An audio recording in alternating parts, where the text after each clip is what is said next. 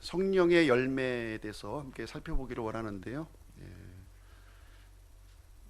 방금 읽은 이제 말씀 중에서 이렇게 살펴보시게 되면 성령의 열매가 이제 9가지 열매가 이제 소개가 되고 있습니다. 예, 성령의 열매가 무엇인지 한번 거기에 대해서 좀 잠깐 먼저 말씀드리도록 하겠습니다. 첫 번째로 이 성령의 열매라고 하는 것은 내가 노력해서 맺는 열매가 아니라는 거예요. 예, 성령의 열매는 이런 율법이라든가 이런 노력을 통해서 얻어지는 것이 아닙니다.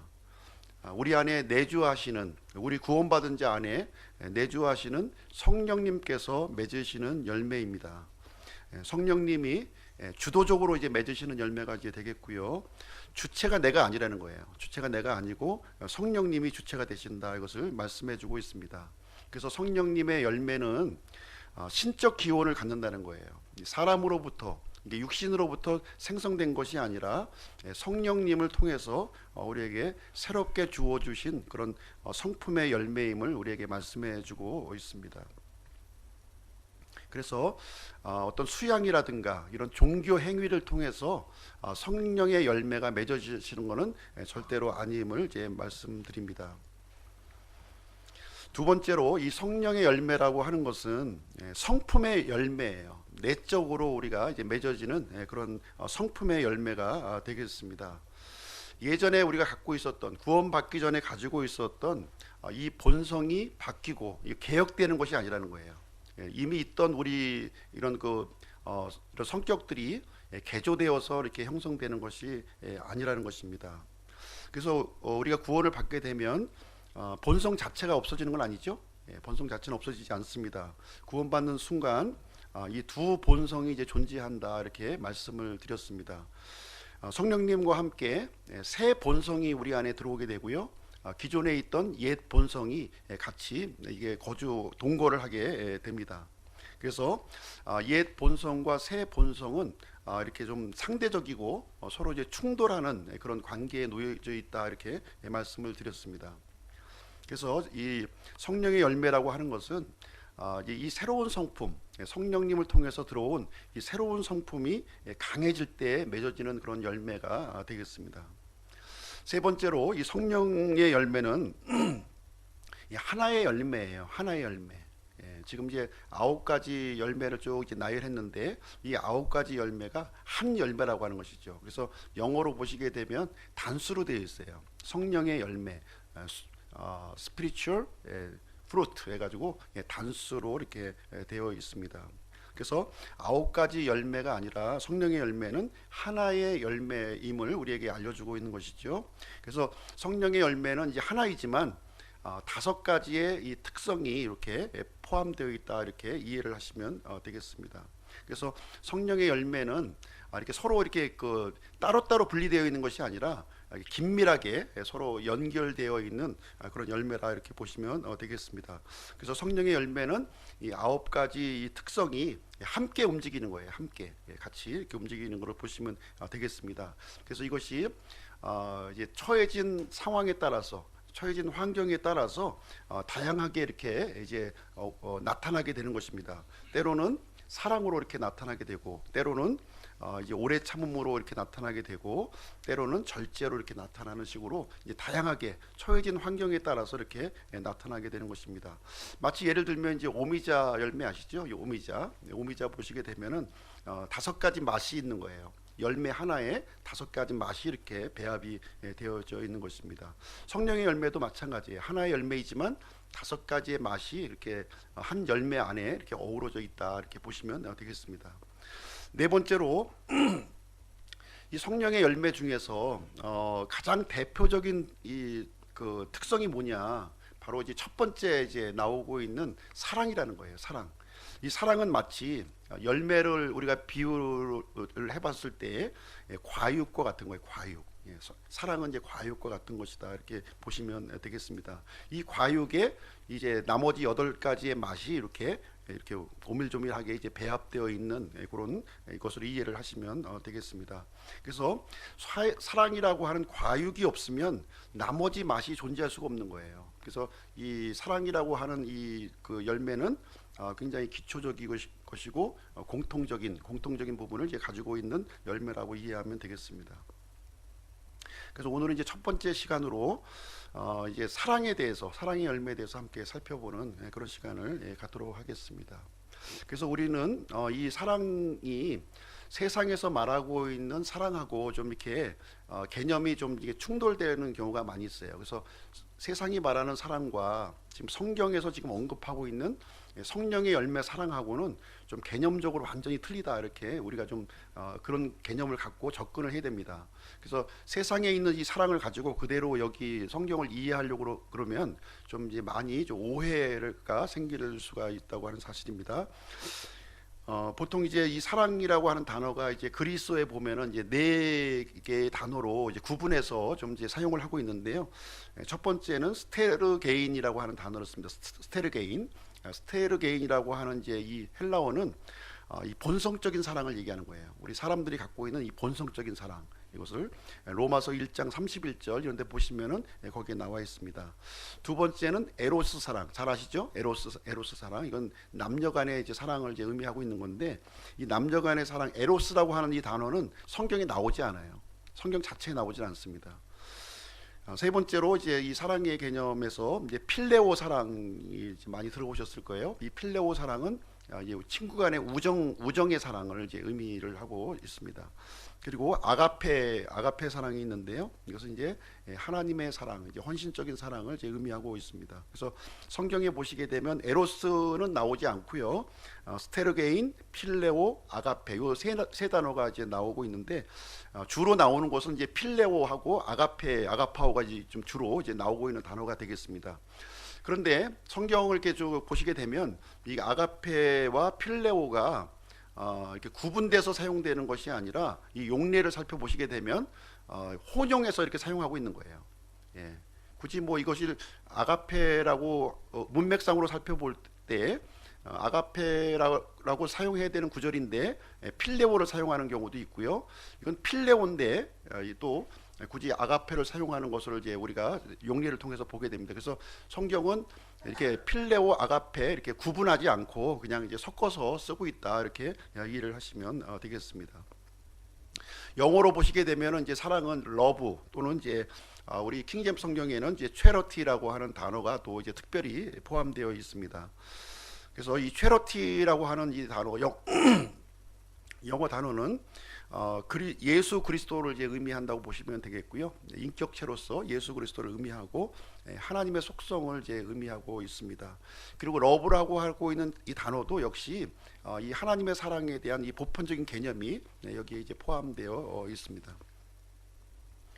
그래서 오늘날 세상에서는 이 사랑이라고 하는 단어가 좀 왜곡된 개념으로 좀 이제 사용되어져 있는 실정이 되겠습니다. 그래서 세상에 있는 이 사랑이라고 하는 개념은 교회 안으로 이제 끌고 들어와서는 안 되는 것이고요. 이런 개념들은 교회에서 이렇게 우리가 좀 잘 분별해서 이게 쫓아낼 필요가 있습니다. 그래서 오늘은 성경적 개념으로서 이 사랑이라고 하는 열매를 한번 살펴보는 시간을 갖도록 하겠습니다. 우리 다 같이 요한복음으로 한번 가서 보시겠습니다. 요한복음 13장으로 한번 가서 보실게요.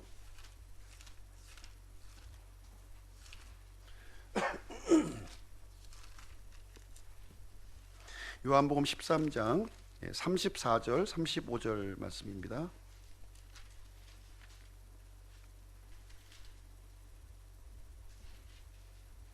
같이 한번 읽어보겠습니다. 시작. 내가 새 명령을 너희에게 주노니 너희는 서로 사랑하라. 내가 너희를 사랑한 것 같이 너희도 서로 사랑하라. 너희가 서로 사랑하면 이로써 모든 사람이 너희가 내 제자인 줄 알리라 하시니라. 이 요한복음 13장 말씀은 이제 어떤 내용이냐면 예수님께서 이제 제자들과 이제 함께 하실 때 이제 앞으로 이제 십자가의 죽음이 불과 뭐 한 4, 5일 정도 남겨놓은 상태에서 제자들과 이제 대화를 하시는 그런 말씀이 되겠습니다. 보통 이제 우리가 알기로는 다락방 설교로 이제 우리가 알려져 있는 그 내용이 요한복음 13장 말씀이 되겠습니다.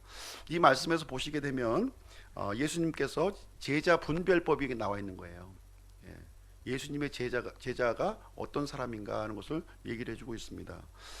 서로 사랑하는 것을 통해서 알 수 있다는 거죠. 서로 사랑하는 것. 서로 사랑하면 예수님의 제자다. 서로 사랑하지 않으면 예수님의 제자가 아니다. 이렇게 분별법을 우리에게 설명해주고 있는 것인데요.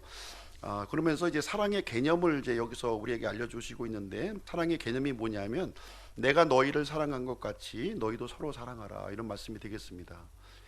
예수님께서 이 사람들을 사랑하신 것 같이 그와 같은 방식으로 서로 사랑하는 것이 이 사랑이다, 이렇게 사랑의 개념을 우리에게 설명을 해주고 있습니다.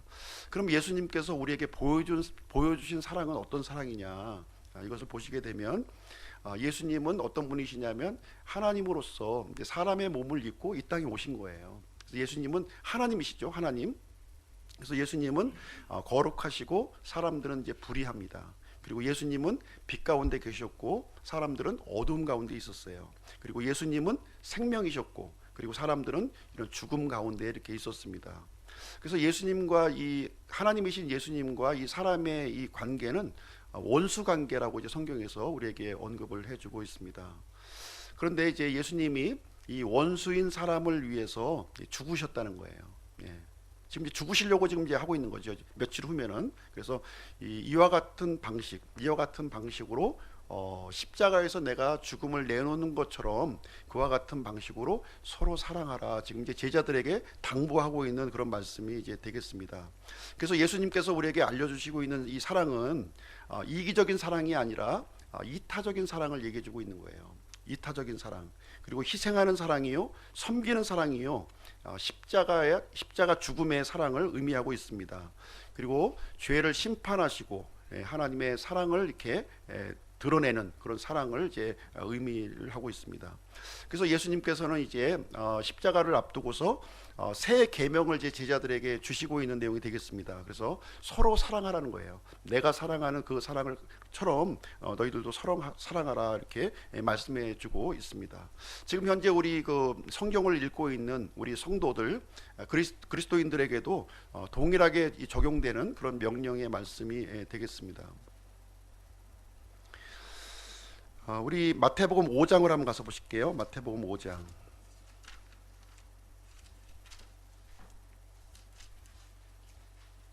마태복음 5장 44절 45절 말씀입니다.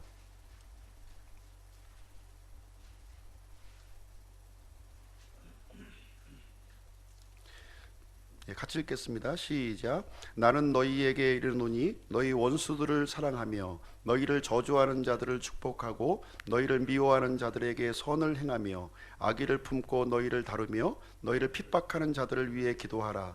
그리하면 너희가 하늘에 계신 너희 아버지의 아이들이 되리니 그분께서는 자신의 해를 악한 자와 선한 자 위에 떠오르게 하시며 비를 의로운 자와 불의한 자 위에 내려주시느니라. 여기 보시면 이 구절이 가르치는 내용이 이제 어떤 내용입니까? 저희하고 좀 약간 그 먼 나라 얘기 같이 아마 들리실 수가 있을 텐데요. 원수를 사랑하라는 거예요. 원수를 사랑하라. 그 다음에 나에게 저주하는 자들을 축복하라는 겁니다. 그리고 나를 미워하는 사람을 선을 행하라, 이렇게 얘기를 해주고 있습니다. 그리고 뿐만 아니라 나에게 핍박하는 자를 위해서 기도하라, 이렇게 얘기를 해주고 있습니다. 이런 사랑을 우리가 하라고 지금 이제 하나님께서 우리에게 말씀을 해주고 있습니다. 이러한 사랑을 해야 이제 그리하면 너희가 하늘에 계신 너희 아버지의 아이들이 된다, 이렇게 기록을 하고 있습니다. 마치 행위구원을 얘기하는 것 같은 그런 말씀을 여기 해주고 있는데요. 사실은 이 말씀은 구원받은 사람에게 하시는 말씀이에요. 구원받지 않은 사람에게 이것을 요구하는 것이 아니라 이제 구원받은 우리 하나님의 사람들에게 하시는 말씀이 이제 되겠습니다. 이런 사랑을 하게 되면 지금 이와 같이 불가능한 사랑을 만약에 실천을 하게 되면 하나님의 아이들로서 이 세상에 드러난다는 거예요. 하나님이 계시다고 하는 사실을 이런 믿는 사람을 통해서 하나님이 이렇게 드러나게 된다, 이런 말씀으로 이해하시는 게 좋을 것 같습니다. 그래서 이렇게 원수를 사랑하라고 하는 이 말씀은 오직 기독교 안에만 있어요. 기독교 안에만 있습니다. 그래서 이것은 매우 이제 중요한 문제가 되겠습니다. 사랑의 문제는 매우 중요한 거예요. 우리 그리스도인들과 오직 기독교에만 있고 구원받은 그리스도인과 연관이 있기 때문에 이 사랑의 문제는 굉장히 중요한 부분이 이제 되겠습니다. 이 사랑의 열매는 그 표징이 되는 거예요.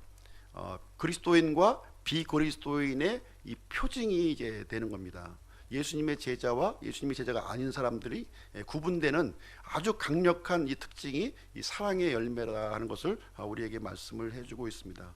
그러면 이제 하나님께서 진짜 불가능한 이것을 우리 보고 실행을 하려고 하는 것인가 하는 것이 이제 의문이 될 거예요. 실제 우리 구원받은 사람의 입장에서 봤을 때 지금 이런 사랑을 실천하기가 쉽지가 않다는 거죠. 나를 핍박하는 사람을 위해서 기도해주고 원수를 사랑하고 이렇게 미워하는 사람들을 이렇게 그 사랑을 이렇게 베푸는 것은 내가 그리스도를 구원자로 믿었음에도 불구하고 사실 실행하기가 대단히 어려운 부분이 되겠습니다. 그래서 오늘 요한복음 13장 아까 읽었던 말씀을 다시 한번 가서 보실게요. 요한복음 13장 34절 35절.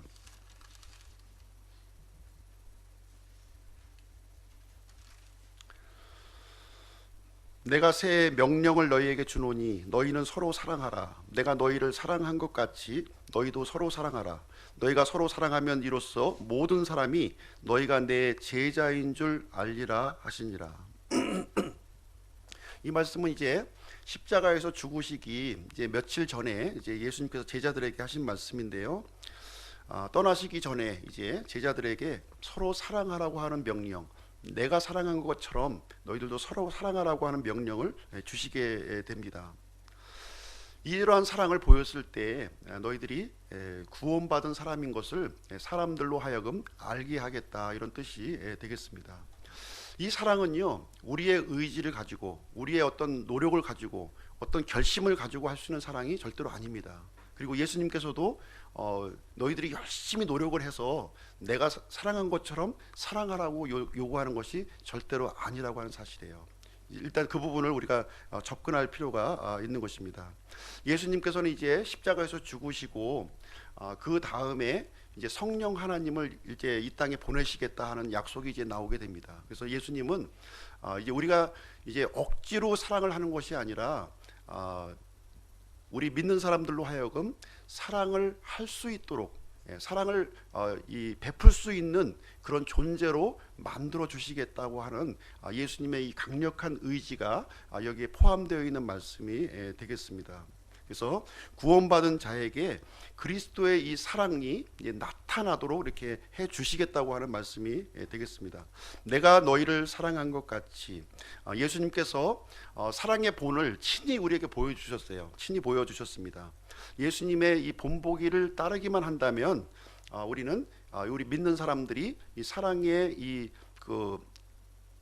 일을 실천할 수 있다, 이렇게 우리에게 알려주시고 있는 말씀이 되겠습니다. 사실 이제 구원받자마자 이제 그 열매를 맺기는 좀 어려운 거예요. 지금 이제 우리가 성령의 열매, 사랑에 대해서 살펴보고 있지만 이것은 이제 성숙한 자에게 주어지는 열매가 되겠습니다. 성숙한 자에게 구원을 받았다 하더라도 이렇게 미약하지만 그리스도의 사랑이 우리에게 심겨졌다는 것을 의미하고 있는 것이고요. 우리가 점점 더 영적으로 성장을 해 나가면서 이 열매가 확연하게 드러날 수 있도록 이렇게 해주시겠다, 이런 말씀이 되겠습니다. 그러면 어떻게 하면은 이러면 예수님께서 보이신 본보기처럼 사랑을 할 수 있는가, 그런 부분에 대해서 같이 한번 이제 살펴보도록 하겠습니다. 첫 번째는 이제 예수님의 이 십자가 사건을 통해서 우리가 이제 사랑을 할 수 있다는 거예요. 십자가의 사랑을 통해, 십자가 이 사건을 통해서 우리가 사랑을 할 수 있는 그런 존재가 된다 하는 것을 가르쳐 주고 있습니다. 우리가 이제 예수님을 이제 구원자로 믿게 됩니다. 예수님을 나의 구원자요, 나의 하나님으로 이제 받아들이고요. 예수님께서 십자가 위에서 이제 내 죄를 위해서 다 사해 주셨고 예수님을 믿게 돼요. 이 믿는 부분이, 이 믿는 순간 우리에게, 그 믿는 자들에게 놀라운 일들이, 변화가 이제 생성이 된다는 거예요.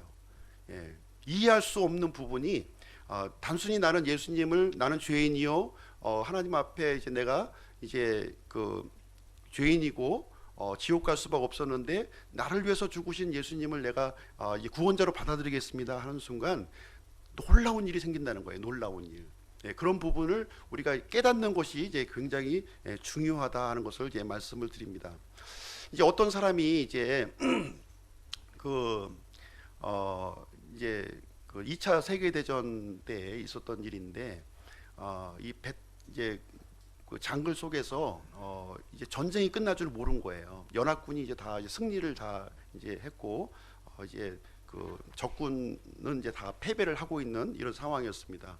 근데 연합군에 소속되어 있는 이 한 병사가 이제 전쟁이 아직 끝난 줄을 아직 몰랐던 거예요. 모르고서 저 그냥 그 장글 속에 이렇게 있었습니다. 그런데 이제 삐라를 통해서 이렇게 소식을 전해 들었는데 자신이 속한 이 그 연합군이 승리했다는 소식을 들은 거예요. 승리했다. 근데 이 병사는 이거는 사기야. 나를 포로로 잡으려고 지금 나를 지금 이제 사기를 치고 있는 거야. 하고서 더 장글 그 깊숙한 곳으로 이제 숨어서 이제 간 거예요. 그래서 평생을 거기서 이제 이제 살다가 나중에서야 이제 구출이 돼가지고 이렇게 발견이 이제 됐는데 연합군이 승리했다고 하는 사실을 이제 모르다 보니까 계속 전쟁 중에 사는 거예요. 이 전쟁 중에 전쟁 연습하고 그냥 뭐 그 속에서 계속 그런 삶을 살았던 것입니다.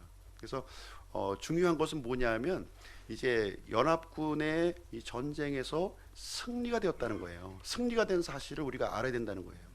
연합군의 소속이라면 그것을 이제 내가 알아들고 받아들일 필요가 있다는 거죠. 근데 이 병사는 받아들이지를 않은 거죠. 그 사실을 이제 어떤 그 삐라를 통해서 전달이 됐지만 알지 못한 겁니다.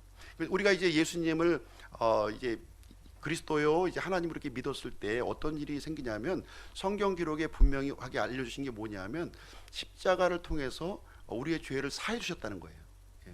사해 주셨다면 이 기록된 말씀을 근거로 해서 내 죄가 사해졌구나 하는 사실을 내가 받아들이면 되는 거예요. 믿음으로 받아들이면 되는 것입니다. 그 다음에 예수님께서 십자가의 죽으심을 통해서 이루어진 것이 또 무엇이냐면 죄사함도 있었지만 내가 죽었다는 거예요. 내가 죽었다는 것을 이제 알 필요가 있습니다. 그래서 예수님의 십자가의 죽으심을 통해서 이제 성령 하나님께서 우리 마음속에 들어오시고 내주하시고 또 십자가 사건을 통해서 나의 죄가 사함을 받고 그 사함 받는 것도 어떻게 사함 받았어요? 완전히 영원히 단번에 이게 제거가 되었다. 성경에 이 사실을 얘기를 해주고 있습니다. 히브리서 9장 12절에 보면 암소와 송아지의 피가 아니라 자기 피를 힘입어 단 한 번 거룩한 곳에 들어가사 우리를 위하여 영원한 구속을 얻으셨느니라 이렇게 기록이 되고 있어요. 이 사실 믿으십니까? 예수 그리스도의 십자가를 통해서 이제 완전히 영원히 단번에 제거가 됐다는 거예요. 그 사실을 받아들이면 우리가 이제 죄가 제거가 되고 하나님 앞에 의로운 신분을 얻게 된다 이렇게 얘기를 해주고 있는 것입니다. 또 이 십자가 사건을 통해서 이루어진 게 뭐냐? 내가 죽었다는 거예요. 내가 죽었다는 거예요. 우리 다 같이 갈라디아서 2장 20절 한번 가서 보시겠습니다. 갈라디아서 2장 20절.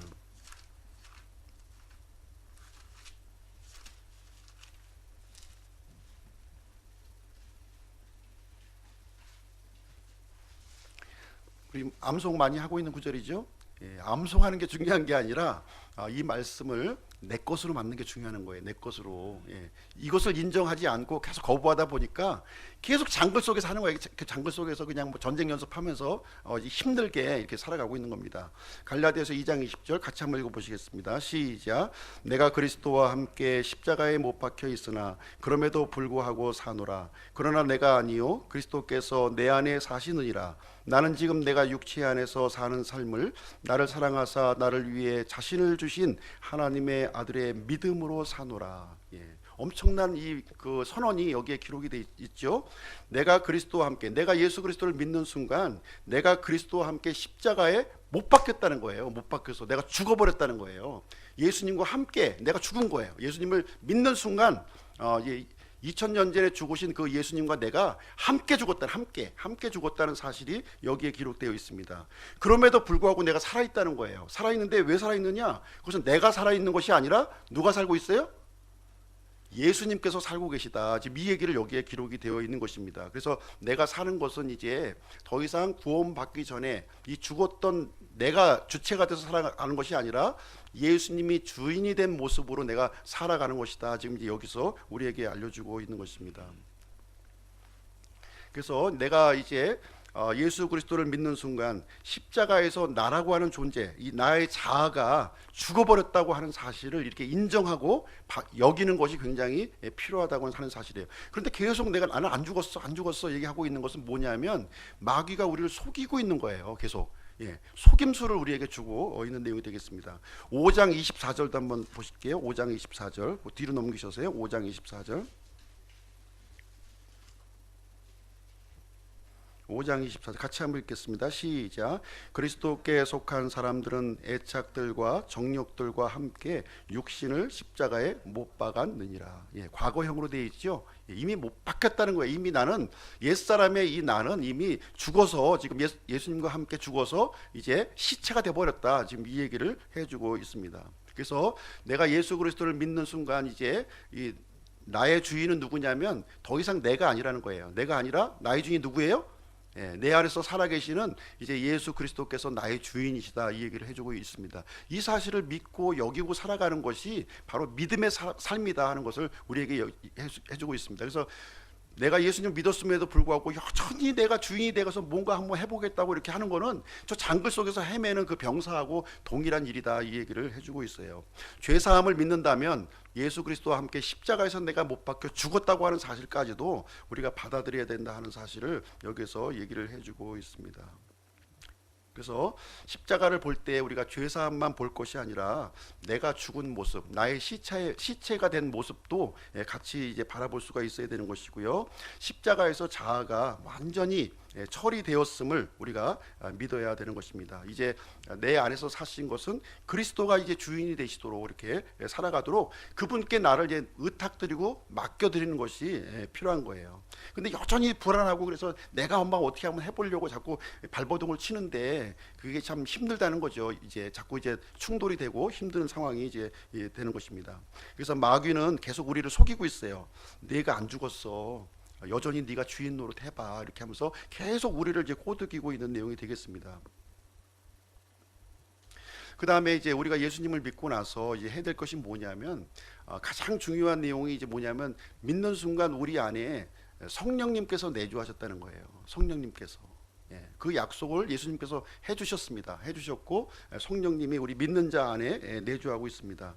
그래서 구원받자마자 우리가 사실 이제 성령님의 이 열매를 맺을 수는 없어요. 이제 앞서서 말씀드렸지만 우리는 처음에는 이제 미약할 수밖에 없다는 거예요. 이 성령님이 들어오셨지만 굉장히 미약한 거예요. 왜냐하면 옛 본성이 굉장히 강하게 지금 이제 자리잡고 있다 보니까 내가 아니라 옛 본성이 이제 자리를 잡고 있는 거예요. 그래서 육신의 힘이 강하다 보니까 성령의 힘이 이제 미약하게 되고 열매를 맺을 수 없는, 있기는 있지만 그냥 희미한 촛불처럼 이렇게 밝혀져 있는 그런 상황에 이제 놓여져 있는 것입니다. 그래서 이 옛 본성 때문에 이제 무례한 사람을 보고 가시 같은 사람을 보고 또 나에게 상처를 준 사람을 보고 미운 사람을 보게 되면은 사실 사랑할 수가 없는 거예요. 그 옛 본성은 계속 이제 그거를 이제 추구하고 이제 갈구하는 것이 있기 때문에 힘들게 됩니다. 그러나 이제 우리 안에 계신 이 성령님은 강하신 분이기 때문에 이 성령님께 이제 도우심을 요청하고 이 은혜를 요청하게 되면 이제 우리에게 이제 힘을 이제 우리에게 극복할 수 있는 힘을 우리에게 허락해 주신다고 하는 말씀이 되겠습니다. 그래서 이제 계속 율법적으로 하는 거는 힘들어요. 율법적으로 하는 것이 아니라 성령님께 자꾸 우리를 나 자신을 맡기는 성령님의 지배에 우리가 맡기는 일이 굉장히 필요한 겁니다. 그래서 그런 일을 통해서 우리가 이제 사랑의 열매를 맺을 수 있음을 우리에게 말씀을 해주고 있습니다. 그래서 성령님에게 가장 이 반대되는 것이 육신적인 거예요. 육신적인 거. 그래서 육신적인 것을 자꾸 먹이게 되면 성령님의 열매를 맺고 싶어도 맺을 수가 없는 거예요. 그래서 육신적인 일보다는 이제 이 성령님 쪽에 이렇게 우리가 많은 그런 이 성령님이 활발하게 이렇게 다스릴 수 있도록 여건을 만들어 주게 되면 우리는 이제 성령님의 열매를 이제 자동적으로 이제 맺게 된다는 것을 얘기해 주고 있습니다. 세 번째로는 이제 우리를 구원해 주신 예수 그리스도와 연합한다는 거예요. 연합에 대한 부분을 얘기해 주고 있는데요. 요한복음 15장으로 한번 가서 보시겠습니다. 요한복음 15장.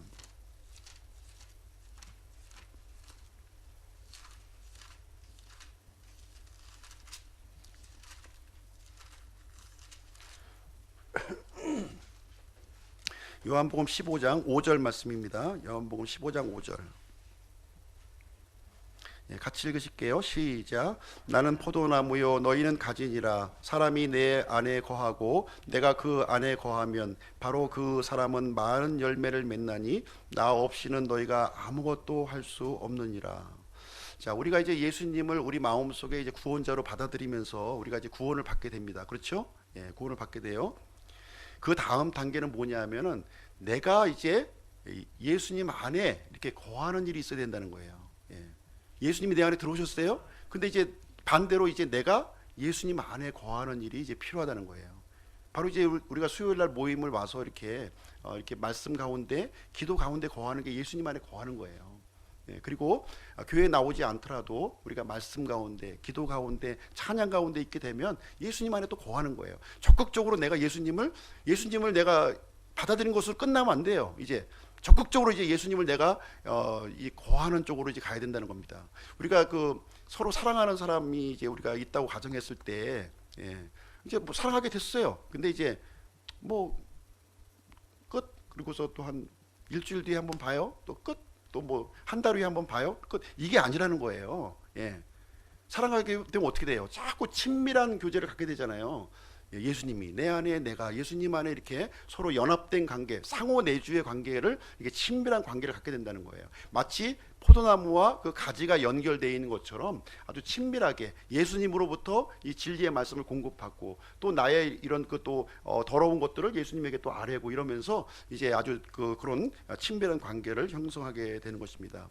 그래서 이런 연합된 관계를 형성하게 되면서 이제 예수님의 생각이 내 생각이 되고, 예수님의 관점이 내 관점이 되고, 예수님의 사랑이 내 사랑이 되는 이런 그 일체된 연합된 그런 열매가 이제 맺어지게 된다, 이렇게 얘기를 해주고 있습니다.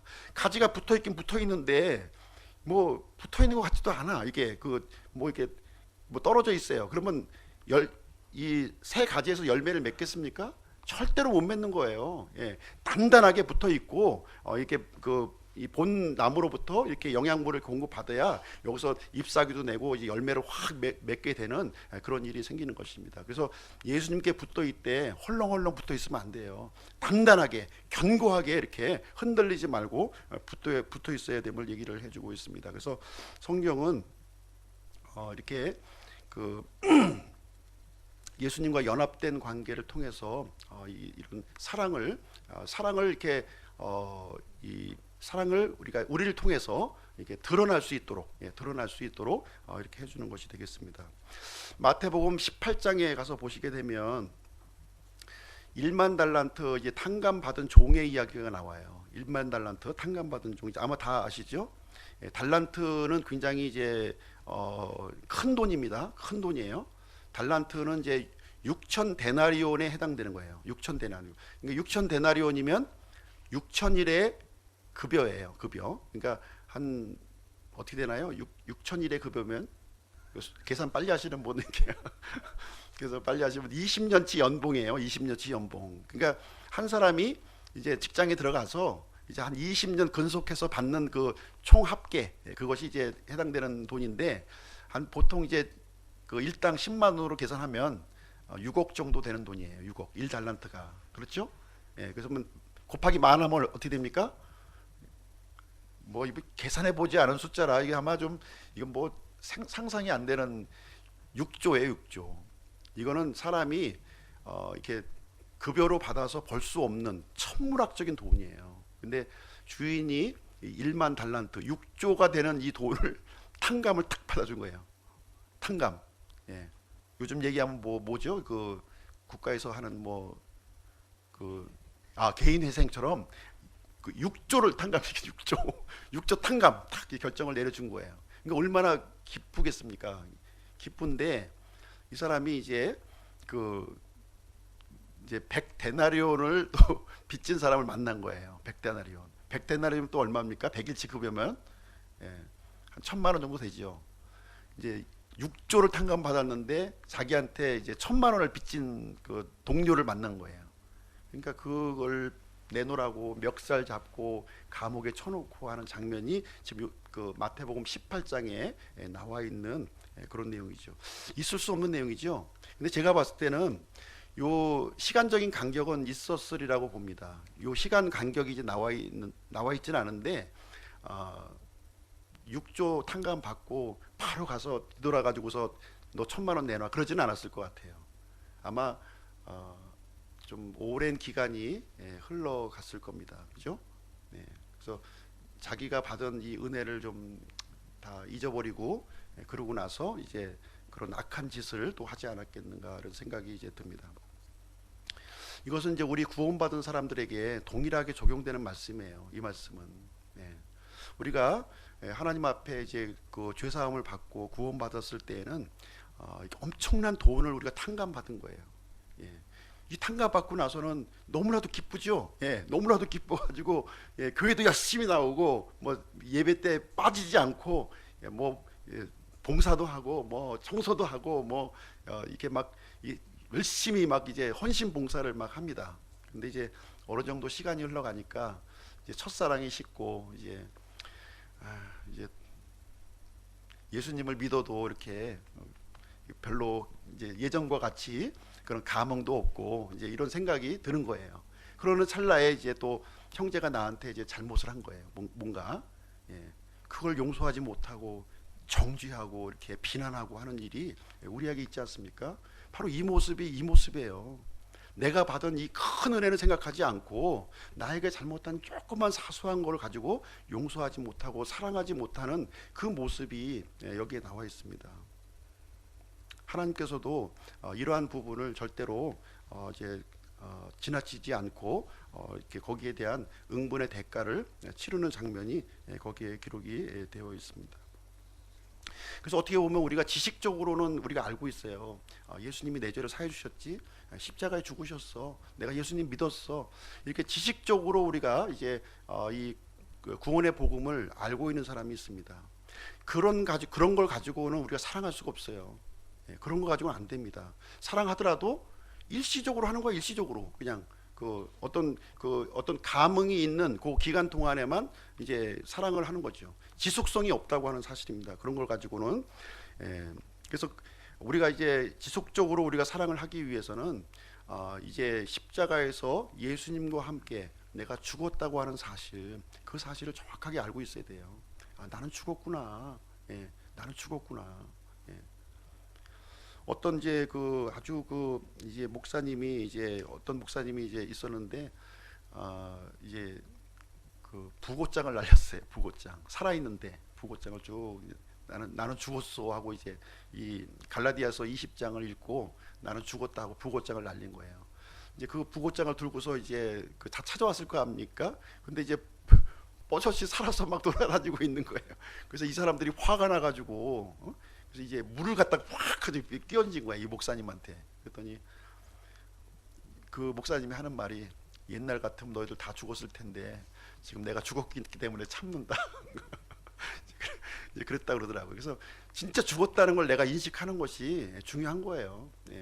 내가 막 화가 팍 이제 몰아치고 이렇게 하더라도 나는 죽었지. 난 죽은 거야. 이거는 내가 아니야 하고서 이렇게 하는 것이 이제 필요한 것입니다. 진짜 내가 사는 것은 그리스도가 사시는 거예요.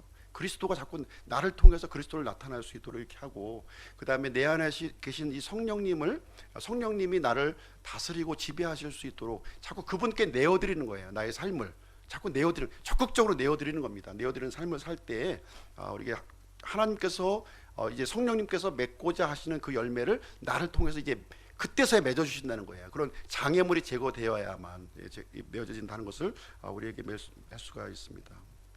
그래서 예수님께서 이제 십자가에서 이제 모든 일 해놓으신 일이 그 사역이 내가 믿는 순간 다 이루어진 거예요. 내 것이 돼버린 거예요.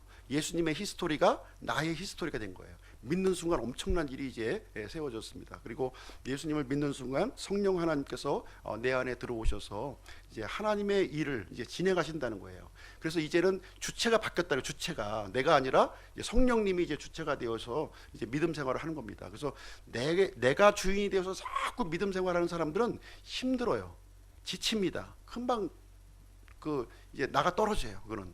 그거 가지고는 안 돼요. 성령님을 의지하고 성령님께 기도하고 나를 다스릴 수 있도록 하고 이렇게 그분 앞에 내어드릴 때 굉장히 자유함 가운데, 기쁨 가운데 우리가 이제 할 수 있고, 성령님께서 맺고자 하시는 그 열매가 나를 통해서 맺게 된다는 것을 얘기를 해주고 있습니다. 그래서 주님의 이 성품, 새로운 성품이 나를 통해서 이렇게 드러나도록 하는 거예요. 드러나도록. 그래서 이 사랑은 예수 그리스도시에요. 예수 그리스도 자신입니다. 사랑이신 그분이 내 안에 들어와 계시기 때문에 그분의 열매를 우리가 맺는다면 1차적으로 맺는 열매가 바로 사랑의 열매이다 하는 것을 우리에게 알려주고 있습니다. 그래서 이 사랑을 가지고 이제 물론 미약할 수도 있고요. 미약할 수도 있고 또 이제 아주 풍성한 열매를 맺을 수도 있습니다. 그래서 처음에는 미약할 수도 있어요. 이 작은 미약하면 미약한 대로 우리가 이제 드러내면 되는 거예요. 그래서 믿음이 성장해 가면서 점점 많은 그 사랑을 우리가 드러내고 예수 그리스도가 우리를 사랑하신 것처럼 그 사랑을 우리가 사랑할 수 있다. 율법적인 사랑으로 안 된다는 거예요. 이런 감동적인 사랑도 안 된다는 거예요. 이런 가지고는 내 방식으로 이렇게 사랑한다, 이것도 안 된다는 거예요. 그래서 내 방식이 아니라 성령님이 주체가 되어 주셔서 나를 통로로 해서 이렇게 드러날 수 있도록 하게 되면 자동적으로 이루어진다는 거예요. 우리는 율법에서 해방된 사람 아닙니까? 예수 그리스도의 피로 말미암아 이제 율법으로 하는 게 아니에요. 이제 율법은 자동적으로 지켜지는 겁니다. 예수님을 사랑하고 내가 그분께 나를 맡겨드릴 때 자동적으로 율법이 하나님을 사랑하고 이웃 사랑하는 것이 이루어진다 하는 것을 우리에게 가르쳐주고 있는 것입니다. 그래서 오늘은 첫 번째 열매인 사랑에 대해서 함께 살펴보는 그런 시간을 가졌습니다.